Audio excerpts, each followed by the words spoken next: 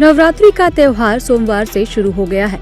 नवरात्रि के आगाज के साथ ही दिल्ली समेत कई राज्यों में मीट की दुकानों को बैन करने की मांग शुरू हो गई है। साथ ही डोमिनोज, पिज्जा हट और बर्गर किंग जैसी कंपनियों को 9 दिन नॉनवेज मील को ना बेचने की मांग की गई है। इस मांग के साथ राजनीति भी तेज हो गई है। विपक्षी नेता इसे संविधान के अनुच्छेद 19 का उल्लंघन बता रहे हैं।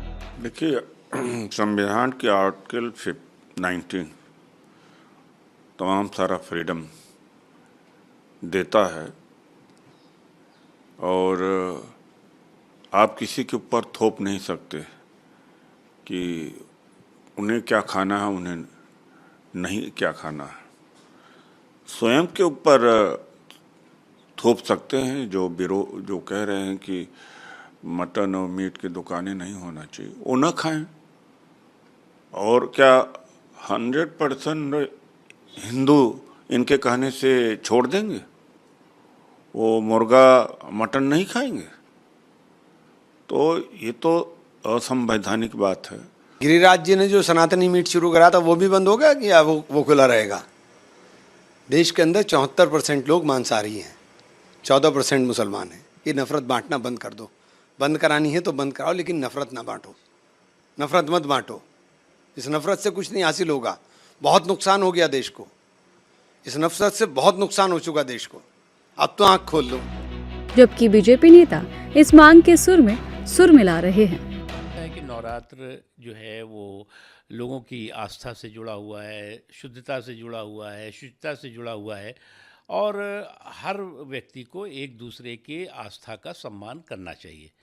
अब कुछ लोगों की ज़िद होती है कि जी ऐसा है कि आप क्या ये जो है वो शुद्धता का त्यौहार है तो कोई बात नहीं, हम जो है वो आपके नवरात्र के जो है वो जहाँ पर पूजा हो रही है वहीं पर जो है वो हम बिरयानी का ठेला लगा देंगे। ये जो आपकी ज़िद है, ये ज़िद आपका जो है वो कोई फ़ायदा नहीं करने वाली है, बल्कि आपकी जो है वो सोच के प्रति जो है वो लोगों में और नफ़रत पैदा करती है। 10 दिन के नवरात्रि के उत्सव में अगर हमारे धर्म में अगर इस तरीके की अगर परमिशन दी नहीं गई है, तो उस तरीके का अगर मांग आ रही है तो वो संस्था उसके बारे में सोचे और उसको स्वागत करे। आखिर में हम हिंदू राष्ट्र में रह रहे, हम भूलना नहीं चाहिए। हम कोई पाकिस्तान, बांग्लादेश, इस्लामाबाद में नहीं खड़े, हम हमारे हिंदू राष्ट्र में खड़े हैं जहाँ 90% आबादी हिंदुओं की है। तो अगर हिंदुओं की मांग के हिसाब से हमारे अगर फेस्टिवल में अगर मीट बैन की बात हो रही है तो उसको स्वागत करना चाहिए। ये पहला मौका नहीं है जब त्योहारों या फिर धार्मिक आयोजनों में मीट बैन की मांग की गई हो।